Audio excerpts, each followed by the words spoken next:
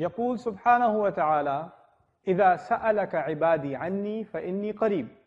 Allah says, when my slave asks you about me, I am near, no doubt about it.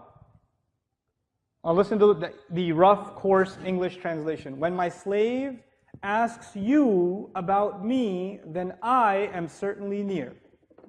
Who's you? Slave asks you about me, then I am near. Who's the word you referring to? The Prophet. Okay, so who's asking who? Who's asking who? Think about it. Allah's slave, a believer, is asking the Prophet. So who's going to answer if the Prophet is asked? Who should answer? The Prophet should answer. So if the slave asks the Prophet about Allah, the Prophet should say Allah is near. Yes? He should say Allah is near. Look at this. The ayah, the expected language of the ayah was وإذا سألك عبادي عني فقل له إن الله قريب.